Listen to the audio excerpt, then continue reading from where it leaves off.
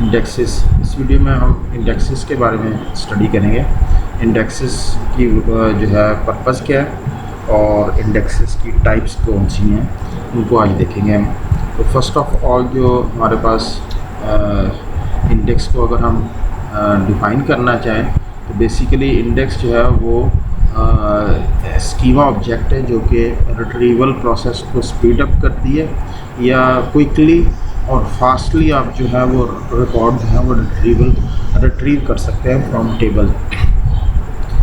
Index is A schema object that can speed up the retrieval of rows by using a pointers जो है वो use करते हुए जो है डाटा रिकॉर्ड जो है वो रिट्रीव होता है। जब आप किसी टेबल के ऊपर इंडेक्सिंग करते हैं तो वो जिस कॉलम के ऊपर आपने इंडेक्सिंग की होती है एक टेबल क्रिएट होता है इंडेक्स का, जिसके अंदर उस कॉलम और उसके अलावा एक फील्ड और होता है जिसके फील्ड क्रिएट होता है जिसके अंदर पॉइंटर्स या एड्रेसेस मेन टेबल के स्टोर होते हैं। जब आप वैल्यू उस कॉलम के ऊपर किसी वैल्यू को सर्च करना चाहते हैं तो वो वैल्यूज़ जो है वो इंडेक्स टेबल के अंदर फाइंड आउट की जाती है और अगर वो वैल्यू मिल जाए तो देन उसके जो है रेलिवेंट एड्रेस के थ्रू जो है मेन टेबल के अंदर से उस रो या रिकॉर्ड को रिट्रीव किया जाता है। So that is a purpose of index और that is working of index जो है वो इंडेक्स वर्क करता है। इंडेक्सेस जो है वो बेसिकली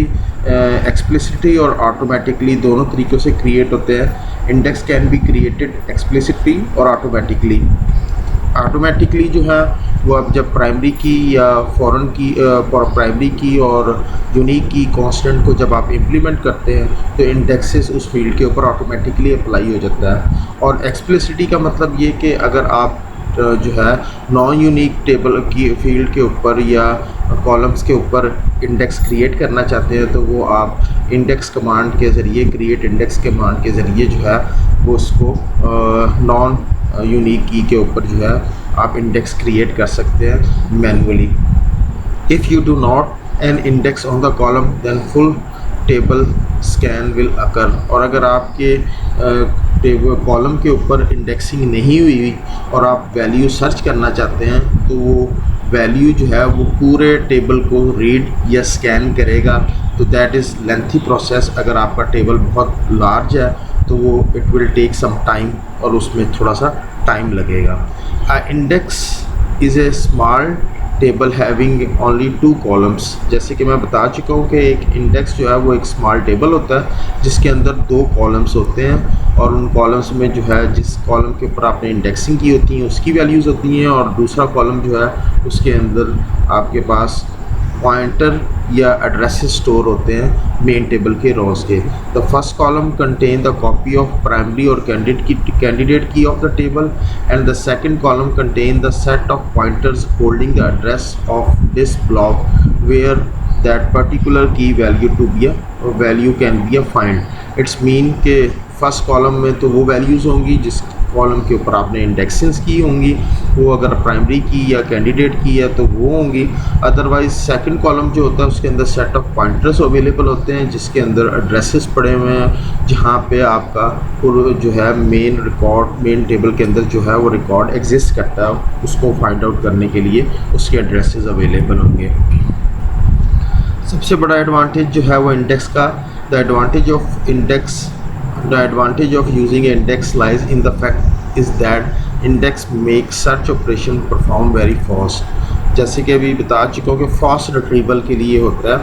अगर आप इंडेक्सिंग ना की हो तो फुल टेबल स्कैन होता है और सर्चिंग प्रोसेस जो है वो स्लो डाउन हो जाता है। But using A index that searching speed can be A fast.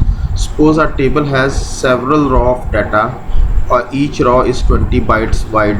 इसका मतलब एक कॉलम है और उसके अंदर जो रिकॉर्ड्स हैं, एक टेबल है उसके अंदर जो रिकॉर्ड्स हैं या टुपल्स जो हैं वो 20 बाइट्स के हैं। If you want to search for record number 100, उसमें से आपने 100 नंबर रिकॉर्ड जो है वो फाइंड आउट करना है। The management system must थ्रूली read each and every raw and after reading it's mean के 99 रिकॉर्ड को आप 22 से मल्टीप्लाई करें तो इसका मतलब है कि 1980 बाइट्स जो है उसने रीड या स्कैन किए हैं after for reaching the 100 record. It will find it will find the record number 199 record search करने के बाद जो है वो 100 रिकॉर्ड पे जो है उस पॉइंटर जो है वो पहुंचेगा और रिकॉर्ड रिट्रीव करेगा। If we have an index the management system start to search for a record number 100 not from the table. Table में से रिकॉर्ड सर्च नहीं होगा अगर आपने इंडेक्सिंग अप्लाई की होगी उस कॉलम के ऊपर, but from the index record जो है वो कहाँ से सर्च किया जाएगा, वो इंडेक्स से सर्च किया जाएगा। और इंडेक्स में जो है the index contain only 2 columns, it's mean कि इंडेक्स के अंदर 2 कॉलम हैं। मे बी पॉसिबल है या अज्यूम कर लें कि just 4 bytes wide in each of its row. Index के अंदर जो 2 कॉलम है आप 4 बाइट्स फॉर जो है वो बाइट्स रो है उस इंडेक्स टेबल के अंदर। तो इट्स मीन कि अगर 4 बाइट्स की रो है तो after reading only 99 into 4 it's mean 4 bytes और 99 रोज़ जो रिकॉर्ड्स उसने इंडेक्स टेबल से रीड करने हैं, इट्स मीन 396 बाइट्स जो है वो रीड करेगा। 396 bytes of data from the index management the management system find an entry for record number 100। It's mean कि वो 396 बाइट्स रीड करने के बाद इंडेक्स के अंदर वो रिकॉर्ड नंबर 100 के ऊपर जो है वो पहुंच जाएगा।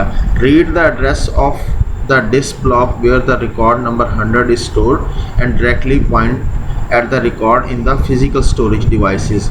100 रिकॉर्ड के ऊपर पहुंचने के बाद पॉइंटर जो है वो पॉइंट करेगा वो रिकॉर्ड जो कि फिजिकली स्टोरेज डिवाइसेस के ऊपर अवेलेबल होगा। So the result is much quicker access to the record. It's mean कि आपने सर्चिंग का प्रोसेस जो था that is much faster than full scan of the table. So that is the purpose of index जो कि अभी हमने देखा। तो इसकी अगर वर्किंग थोड़ी सी देखें कि कैसे वर्क करेगा। सपोज जी ये हमारे पास लेट्स से कि एक टेबल है और इसमें स्टूडेंट का टेबल है, इसमें 1 मिलियन रिकॉर्ड जो है वो स्टोर है। और अगर आपने रोल नंबर फाइंड आउट करना है और आपने इस पर्टिकुलर रिकॉर्ड को फाइंड आउट करना है तो in case of non indexing की सूरत में जो है वैल्यूज़ जो है वो फुल टेबल स्कैन है। इट्स मीन कि ये पूरी रॉ रीड की जाएगी, उसके बाद उससे नेक्स्ट रॉ को रीड करेगा और उसके बाद उससे नेक्स्ट रॉ को रीड करेगा और इट्स अ सो ऑन। वो पूरे टेबल को रीड करता हुआ जो है आपका पॉइंटर जब यहाँ पे पहुँचेगा तो इस रिक्वायर्ड जो रिकॉर्ड है इसको रिट्रीव करेगा। अब इन केस ऑफ अगर आपने रोल नंबर के ऊपर इंडेक्सिंग की हुई है तो इट्स मीन कि ये 2 कॉलम्स का टेबल जो है that will B A created. और जब ये 2 कॉलम्स का जो टेबल है दैट इज़ इंडेक्स टेबल और इसमें एक तो वो फील्ड है जिसके ऊपर आपने इंडेक्सिंग की है और दैट इज़ द पॉइंटर्स जो कि एड्रेसेस स्टोर हैं। Each and every relevant raw जो होगी उसका पॉइंटर जो है वो इस इंडेक्स टेबल के अंदर जो है वो स्टोर है।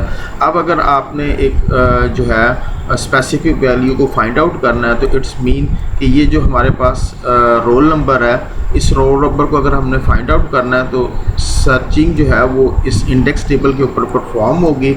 After reaching on the specific position at the specific value the pointer will locate the specific record in the main table which is pointing to the storage devices। जो point कर रहा होगा storage devices के ऊपर और ये जो relevant record है that will be a retrieve।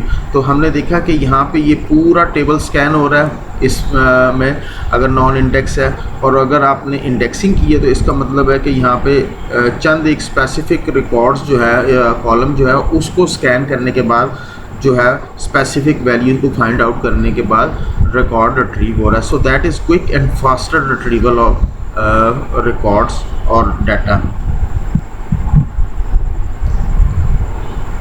Disadvantage of using indexes का जो डिसएडवांटेज है वो क्या है, it is that it is take up extra space than the main table. ज़ाहिर है इंडेक्स जो है वो जब क्रिएट होगा that is also one kind of table so it also need a space.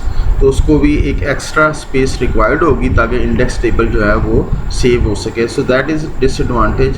Additionally it will be updated periodically when record is inserted and deleted from the main table. जब भी base table या main table जिसके ऊपर indexes create किए गए होंगे तो वो उसके अंदर रिकॉर्ड DML ऑपरेशन के ज़रिए, डाटा मैनिपुलेशन लैंग्वेज के ज़रिए इंसर्ट, अपडेट और डिलीट जब आप परफॉर्म करेंगे तो उससे एसोसिएट जितने भी इंडेक्सेस होंगे उस टेबल से associate that need to update, तो वो अपडेट होंगे. तो that need also required an extra effort to update the relevant indexes. तो ये इस सिस्टम को एक एक्स्ट्रा एफर्ट भी रिक्वायर्ड होगी जो उस टेबल से रेलिवेंट जितने भी इंडेक्सेस होंगे उनको अपडेट करने के लिए. तो here the advantage are so huge that these advantage can be considered negligible. तो इसका मतलब है कि एडवांटेजेस ज़्यादा हैं और ये जो डिसएडवांटेज है इसको आप इग्नोर भी कर सकते हैं.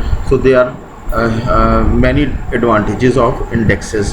तो टाइप्स ऑफ इंडेक्सेस कौन कौन सी हैं? अगर हम इंडेक्सेस की टाइप्स को देखें तो इंडेक्सेस की टाइप में जो है सबसे पहले हम अगर देखें तो there is a primary index. और प्राइमरी इंडेक्स जो है that is divided into dense and sparse.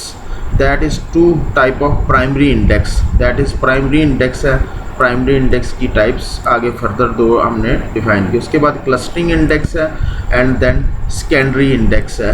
So these are the types of index. और हम इसको फर्दर आप देखते हैं कि ये इनकी इंडेक्स की टाइप्स क्या है. प्राइमरी इंडेक्स जो है that is 1-to-1 relationship between the entries in index table and the record in the main table.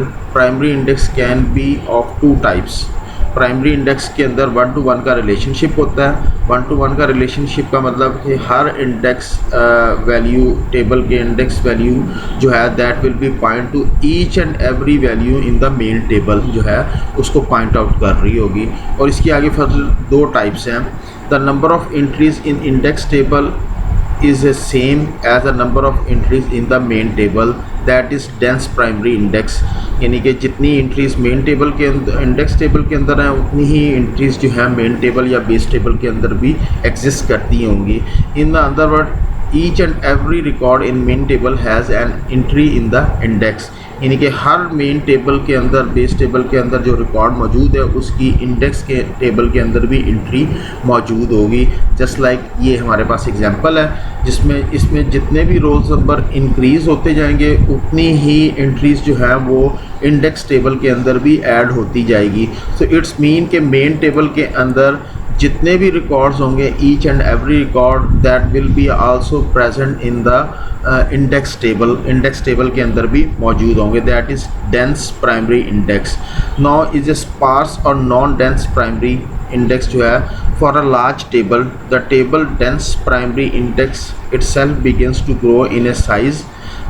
जैसे जैसे जो है अगर हम इंडेक्स टेबल को देखें इंडेक्स डेंस इंडेक्स को देखें तो जैसे जैसे टेबल का साइज़ बड़ा होता जाएगा तो इंडेक्स का टेबल भी जो है that will be a grow और वो इंक्रीज़ होता जाएगा. To keep the size of index smaller instead of pointing to each and every record in the main table the index point to the record in the main table in a gaps create कर दिए गए हैं. इस बजाय इसके कि तमाम के तमाम रिकॉर्ड्स जितने भी मेन टेबल के अंदर मौजूद हैं उन तमाम को पॉइंट आउट किया जाए जस्ट लाइक इस डेंस प्राइमरी इंडेक्स के अंदर. तो स्पार्स के अंदर जो है गैप्स क्रिएट कर दिए गए हैं. एक इंटरवल क्रिएट कर दिए गए. हर इंटरवल के बाद जो है वो रोड्स को पॉइंट आउट कर दिया जाए. कैसे जी? ये देखें जी हमारे पास जो है ये एक एग्जांपल है जिसमें हम देखते हैं कि ये हमारे पास इंडेक्स है. इंडेक्स जो है हमने गैप्स क्रिएट किए हैं. फर्स्ट ऑफ ऑल 1 to 10 का एक गैप क्रिएट किया, फिर 11 to 20 का गैप क्रिएट किया, 21 to 30 का एंड 30. दैट आर गैप्स और each gaps is pointing to the number of record in the main table. So that is anchored record mean first record. तो अब इसकी जो वर्किंग होगी वो कैसे होगी? The data block have been divided into several blocks. ये हमने ब्लॉक्स में डिवाइड कर दिया.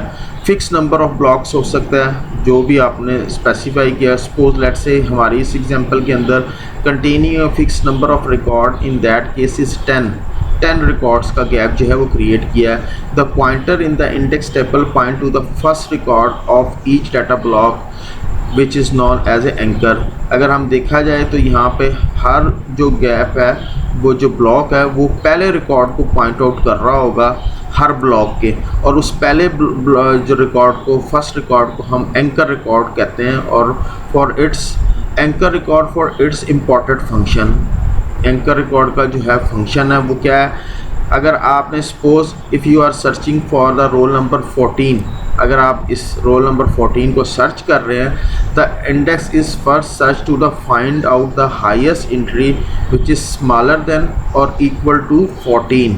इट्स मीन कि अगर जो है 14 आप सर्च आउट कर रहे हैं तो 14 जो है वो सर्च किया जाएगा, उससे लेस और इक्वल वैल्यूज़ को जो है फाइंड आउट करेगा। इसका मतलब है कि 11 जो है दैट इज़ लेस वैल्यू, या इक्वल भी हो सकता है। सपोज अगर आपने 11 वैल्यू फाइंड आउट करनी तो इट्स मीन कि that is not less but equal to value हो जाएगी। तो वी हैव 11 जो है दैट इज़ पॉइंटर है, the point lead us to the roll number 11। ये पॉइंटर जो है that will be a pointing the record 11 जो है रिकॉर्ड नंबर 11 को जो है वो पॉइंट आउट कर रहा है। Where short sequential search is made to find out the roll number 14। It's mean के एंकर रिकॉर्ड को फाइंड आउट करने के बाद अब इस टेबल के अंदर जो है वो सर्चिंग होगी, और उस सर्चिंग के अगेंस्ट जो 14 नंबर रिकॉर्ड होगा उसको फाइंड आउट करके रिट्रीव कर दिया जाएगा। So that is dividing the data into a blocks की सूरत में आपने डिवाइड कर दिया। जो भी पर्टिकुलर वैल्यू फाइंड आउट करनी होगी वो इस गैप के अंदर फाइंड आउट की जाएगी। Less than and equal to का जो है फार्मूला अप्लाई किया जाएगा, और उसके अगेंस्ट जो है वो एंकर रिकॉर्ड फाइंड आउट करके उस ब्लॉक के अंदर जो है वो स्पेसिफिक वैल्यू को फाइंड आउट किया जाएगा। So that is sparse indexing जो थी प्राइमरी इंडेक्स की एक टाइप थी। क्लस्टरिंग इंडेक्स सेकंड जो है टाइप्स, उसके अंदर हम देखते हैं कि क्लस्टर जो है जो हमने अभी पीछे दो टाइप स्टडी की हैं, डेंस और स्पार्स, वो मोस्टली जो है प्राइमरी कीज़ के ऊपर अप्लाई होती हैं, और मोस्टली जो है अगर स्मॉलर टेबल है that will work efficiently. Clustering index जो है it may happen sometimes that we ask to create an index on a non-unique key such as a department ID। Sometime ये भी होता है कि हमें नॉन यूनिक की के ऊपर जो है वो इंडेक्सिंग करने की ज़रूरत पेश आ जाती है। उस सूरत में अगर आपने नॉन प्राइमरी की के ऊपर जो है नॉन यूनिक की के ऊपर इंडेक्सिंग परफॉर्म करनी है, सॉरी नॉन यूनिक की के ऊपर, दैन क्लस्टरिंग इंडेक्स जो है वो हम यूज़ करेंगे। There could be a several employ in each department, just like हमारी जो है एक टेबल है तो उसके अंदर डिपार्टमेंट आईडी है, तो डिपार्टमेंट आईडी, एक डिपार्टमेंट आईडी के एम्प्लॉय टेबल के अंदर एक डिपार्टमेंट आईडी के अगेंस्ट बहुत सारे एम्प्लॉयज़ जो है उस डिपार्टमेंट के अंदर काम कर सकते हैं। सो यहाँ पे जो सिचुएशन क्रिएट हुई है इट्स मीन के नॉन यूनिक है, और डिपार्टमेंट एक डिपार्टमेंट है तो उसके अंदर there are several employees working in one department. तो here we use a clustering index where all employees belonging to the same department ID are considered to be within single cluster। इस clustering indexing के अंदर जो department में तमाम employees working कर रहे हैं उसको एक सिंगल क्लस्टर कंसीडर किया जाएगा, and the index pointer point to the cluster as a whole. और वो जो क्लस्टर आपने क्रिएट किया है तो उस क्लस्टर को, हर क्लस्टर को एक पॉइंटर पॉइंट आउट कर रहा होगा इन क्लस्टरिंग इंडेक्स के अंदर। एग्जाम्पल हम देखते हैं कि एग्जाम्पल के थ्रू कि कैसे ये परफॉर्म होता है। जस्ट लाइक हमारे पास यहाँ पे ये एक डायग्राम है जिसके अंदर हम देखते हैं, तो ये हमारे पास डिपार्टमेंट आईडीज है। सपोज डिपार्टमेंट 1, 2, 3, 4 एंड 5, 5 डिपार्टमेंट्स हैं हमारे पास, और हर department that is index table. It's mean के there are pointers and addresses of the block of records. तो हर जो ब्लॉक क्रिएट किया गया, और ब्लॉक जो है वो किस तरह क्रिएट किया गया, जो क्लस्टर है, that mean that are clusters, जो डिफरेंट क्लस्टर क्रिएट किए गए हैं। तो हर डिपार्टमेंट आईडी के अगेंस्ट जो है वो क्लस्टर क्रिएट किया गया। इट्स मीन कि ये डिपार्टमेंट 1 है, तो डिपार्टमेंट 1 जो है यहाँ पे ये क्लस्टर डिपार्टमेंट 1 का क्रिएट किया गया है। इट्स मीन कि डिपार्टमेंट 2 है, उसका क्लस्टर क्रिएट किया गया है, सो ऑन, इस तरह जो है क्लस्टरिंग क्रिएट करके किए गया। तो अब इसमें जो है disk block contain a fix number of record, और इसमें जो है हम 4 कंसिडर कर रहे हैं। The index contain entries for 5 separate departments. यहाँ पे हमारे पास जैसे कि अभी बता चुका हूँ 5 डिपार्टमेंट्स हैं। The pointer of this entries point to the anchor record of the block where the first of the department I the cluster can be a found. यहाँ पे हमारे पास अगर देखा जाए तो डिपार्टमेंट आईडी नंबर 1 जो है that is pointing to the anchor record of first, और इसी तरह अगर सेकंड का देखा जाए तो वो भी जो है फर्स्ट रिकॉर्ड को पॉइंट आउट कर रहा है, इसी तरह थर्ड भी है और फोर्थ भी है, so on. The block themselves may point to the anchor record of the next block in case a cluster overflow a block size. Overflow blocks are created when there is insufficient space in an index block to create a new blocks। जी, इसमें अगर हम देखा जाए तो हमारे पास यहाँ पे ये जो है दैट इज़, आप कहेंगे जी कि ब्लॉक जो है वो दूसरे ब्लॉक को पॉइंट आउट कर रहा है। तो दैट इज़ ब्लॉक साइज़ जो है अगर ओवरफ्लो हो जाए तो इट्स मीन के वो नेक्स्ट रिकॉर्ड को जो है वो पॉइंट आउट कर रहा है। Overflow blocks are created when there is insufficient space in index block. Insufficient space हो जाए तो उसमें जो है उसको पॉइंट कर रहा है। This can be done using a special pointer at the end of each block.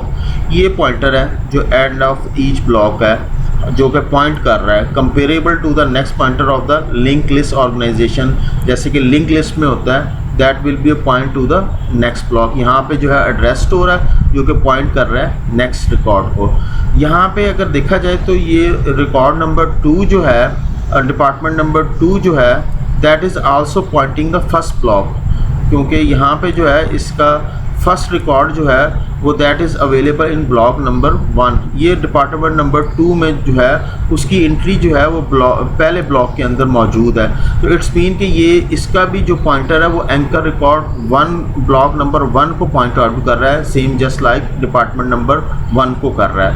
In case of अगर आप तीसरे डिपार्टमेंट को देखें तो तीसरे डिपार्टमेंट की एंट्री जो है वो ब्लॉक नंबर 3 में है, तो वो डायरेक्टली जो है ब्लॉक नंबर 3 को पॉइंट आउट कर रहा है और साथ ही उसके अंदर जो है उसको ब्लॉक पॉइंटर भी पॉइंट आउट कर रहा है जो कि 2 नंबर जो ब्लॉक क्रिएट किया हुआ है उसके वो नेक्स्ट ब्लॉक को भी पॉइंट आउट कर रहा है। सेम यहाँ पे ये जो ब्लॉक नंबर 4 है, डिपार्टमेंट नंबर आईडी 4 की एंट्री जो है वो ब्लॉक नंबर 3 के अंदर मौजूद है। तो इट्स मीन के ब्लॉक जो डिपार्टमेंट नंबर आईडी है ये भी पॉइंट जो कर रहा है एंकर रिकॉर्ड को, that is also block number 3 को पॉइंट आउट कर रहा है। So that is the working of basically clustering जो हमने क्रिएट किया, उसकी वर्किंग को हमने देखा। तो जो अभी हमने देखा था उसमें कुछ थोड़ा सा जो था प्रॉब्लम था वो क्या था, the previous scheme might become a little confusing because one disk block might be shared by a record belonging to the different cluster। तो वहाँ पे जो था हमारे पास सिचुएशन ये थी कि प्रीवियस स्कीम में कि एक ही डिस्क ब्लॉक के ऊपर जो है वो रिकॉर्ड मौजूद है by record belonging to different cluster. एक हार्ड डिस्क है या आपके पास स्टोरेज डिवाइसेस है, उसी के ऊपर जो है वो तमाम रिकॉर्ड मौजूद है। तो उससे बेटर स्कीम जो है वो ये है कि a better scheme could be to use a separate disk block for a separate cluster. आप जितने भी आपके ब्लॉक्स हैं आप उसके लिए डिफरेंट स्टोरेज डिवाइसेस यूज़ करें। उसकी रीज़न ये है कि जैसे जैसे ये ग्रो करता जाएगा तो उसका जो है वो स्टोरेज डिवाइसेस के ऊपर जो है वो अकोमोडेट होता जाएगा।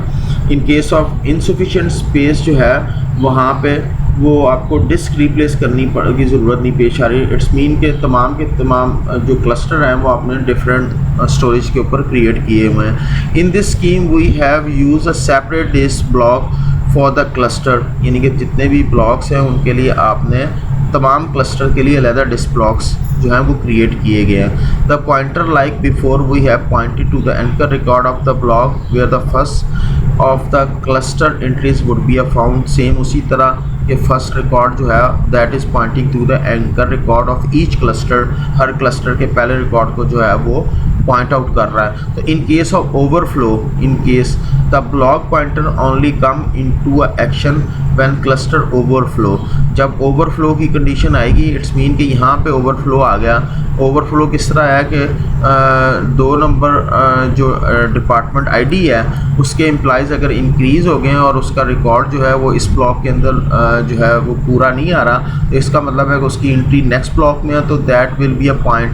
द ब्लॉक पॉइंटर जो है वो क्रिएट होगा जो कि पॉइंट आउट करेगा नेक्स्ट ब्लॉक पर। The block pointer only come into action when a cluster overflow block size as for department 2, जैसे कि अभी डिपार्टमेंट 2 में हमने देखा कि वहाँ पे ओवरफ्लो हुआ। This scheme take more space in a memory and the disk but the organization is much better and cleaner looking.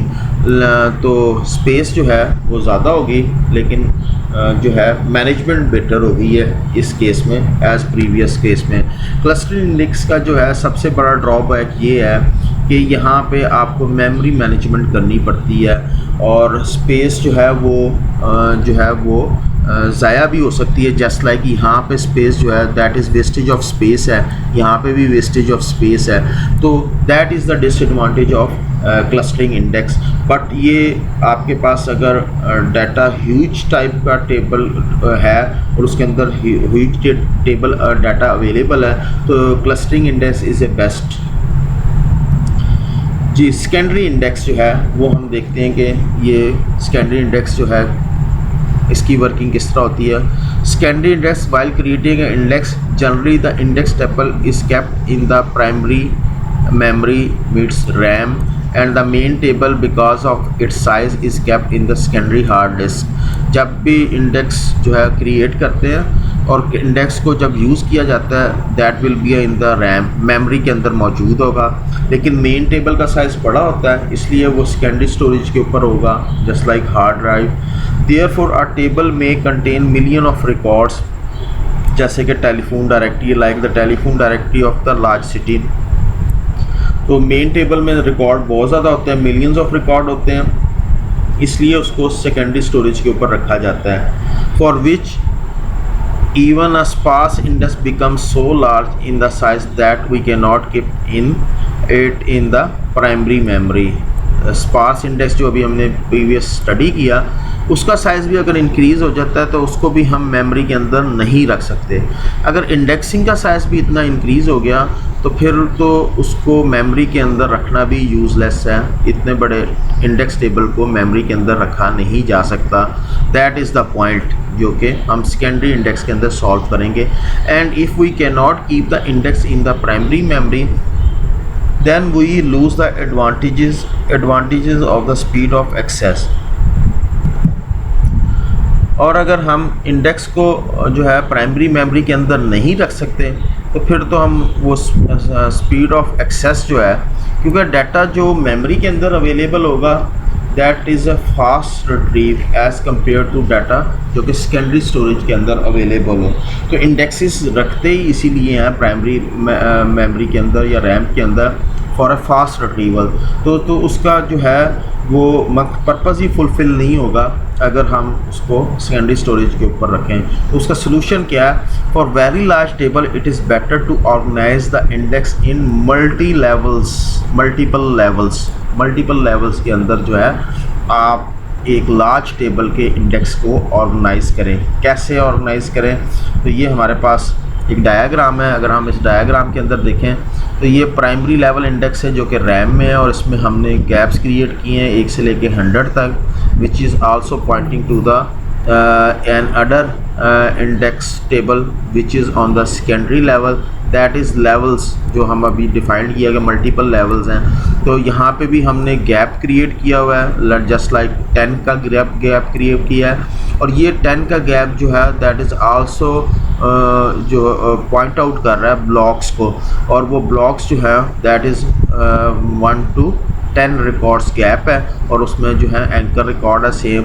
There are 3 levels जो है वो हमने डिफाइन किए हुए हैं। In this scheme the primary index created a gap of 100 record and thereby smaller in size. यहाँ पे जो हमने 100 रिकॉर्ड का गैप क्रिएट किया हुआ है इस kept in the RAM for a quick reference. तो ये जो जिसका हमने 100 का गैप क्रिएट किया हुआ है, इट्स मीन के that is smaller in size, smaller होगा एज़ कम्पेयर टू अगर टेबल बहुत लार्ज है। If you need to find out the roll number 14, आपने रोल नंबर 14 को फाइंड आउट करना है। The index is first search to find out the highest entry which is smaller और equal to 14। तो इसमें ये दैट इज़ 1 जो है दैट इज़ लेस देन और equal to our required entry. Required entry क्या है? 14 है। The adjoining pointer lead us to the anchor record of the corresponding secondary level index। तो ये पॉइंटर जो है वो हमें secondary level index के ऊपर पॉइंट आउट कर रहा है। Where another search is conducted, अब यहाँ पे भी सर्चिंग होगी और देखा जाएगा कि रिकॉर्ड नंबर 14 का है। तो the finally lead us to the actual data block whose anchor record is 11। और फाइनली जो है वो हमें पॉइंट आउट किया जाएगा कि एंकर रिकॉर्ड जो है वो कहाँ पे अवेलेबल है। इट्स मीन कि ये पहला नहीं तो दूसरा ब्लॉक, और दूसरे ब्लॉक में जो है वो 11 है। इट्स मीन कि हम 14 सर्च कर रहे हैं तो वो इस ब्लॉक में जो है वो फाइंड आउट करेगा। There is less than and equal to का फार्मूला दैट इज़ 11। सो अब जो है the final lead us to the actual block whose anchor record is 11। अब एंकर रिकॉर्ड जो है वो 11 है।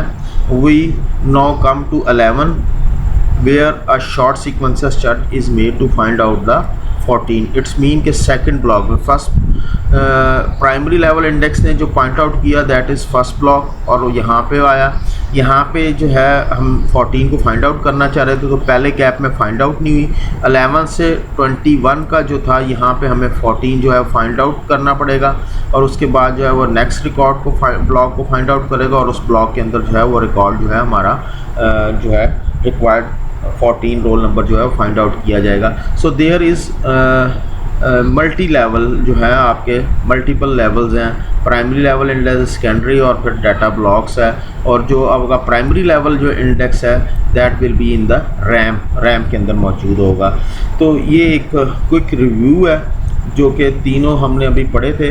That both are primary index, ये दो जो है प्राइमरी इंडेक्स हैं, और सेकेंडरी और क्लस्टरिंग है। तो इंडेक्सिंग जो है create on the most of the column of the table और created range and group of column values mostly primary key के ऊपर होता है। और सेकेंडरी जो है क्रिएटेड अ रेंज और group of column values mostly in primary key है, और that is created the index most of the column non key attributes जो है उनके ऊपर क्रिएट किया जाता है। Level that is single level attribute है, ये भी सिंगल लेवल इंडेक्स है, ये भी सिंगल लेवल इंडेक्स है। सेकेंडरी अभी हमने देखा तो वहाँ पे मल्टीपल लेवल्स थे, प्राइमरी लेवल था, फिर सेकेंडरी लेवल था, और फिर डाटा ब्लॉक्स था। तो दैट इज़ मल्टी लेवल। और क्लस्टरिंग भी जो है दैट इज़ सिंगल लेवल जो है इंडेक्सिंग है। सॉर्टेड होती हैं सारी की सारी इंडेक्सेस। सॉर्टेड मीन के अरेंज होते हैं एक स्पेसिफिक ऑर्डर में, तो तमाम के तमाम इंडेक्सेस की टाइप जो है दैट इज़ सॉर्टेड। अच्छा जी, फ़ायदा क्या है डेंस का? Fast search in a smaller table, और ये भी faster search in A small table. Secondary का जो है better performance in A bigger table, अगर टेबल लार्ज हो गया तो फिर आप सेकेंडरी जो है वो यूज़ कर रहे हैं। Clean grouping of record has better performance, इसमें जो है हमने रिकॉर्ड्स की ग्रुपिंग कर दी है। और that is also big table जो है, अगर आपका टेबल जो है बिग है, बड़ा है, और क्लीन ग्रुपिंग होती है, ग्रुपिंग कर देते हैं हम, जैसे कि हमने डिपार्टमेंट आईडी के सूरत में देखा था कि डिपार्टमेंट आईडी के जो है वो हमने ग्रुपिंग कर दी। डिसएडवांटेज क्या है इसका? पहले का not suitable for large table as table grow performance degrades, जैसे जैसे टेबल का साइज़ इंक्रीज़ होता जाएगा और तो इसकी परफॉर्मेंस जो है वो लो होती जाएगी। Not suitable for a large table, as table grow performance degrade, same वही डिसएडवांटेज है जो डेंस का है, इसी तरह स्पार्स का है। सेकेंडरी का जो है, as the level increases for the larger table the performance degrades, यहाँ पे भी लेवल जब इंक्रीज़ होते जाएंगे जो हमने अभी स्पेसिफाई किए थे, जैसे जैसे लेवल्स इंक्रीज़ होते जाएंगे इसकी भी परफॉर्मेंस जो है वो डिग्रेड होती जाएगी या परफॉर्मेंस जो है वो स्लो होती जाएगी। और यहाँ पे जो क्लस्टरिंग के अंदर जो डिसएडवांटेज है, अनयूज मेमोरी स्पेस, जैसे कि मैं बताया था कि अनयूज मेमोरी होती है, मेमोरी मैनेजमेंट जो है वो रिक्वायर्ड होती है। Unused memory space need a proper memory management, जैसे कि देखा था हमने कि अगर एक ब्लॉक में जो है रिकॉर्ड्स कम है तो उसमें अनयूज मेमोरी स्पेस जो है वो अवेलेबल थी। सो that is unused memory space, तो मेमोरी मैनेजमेंट रिक्वायर्ड है, दैट जो है क्लस्टरिंग इंडेक्सिंग है। सो दैट इज़ इंडेक्स, जो हमने इंडेक्स को देखा और उसकी टाइप्स को स्टडी किया।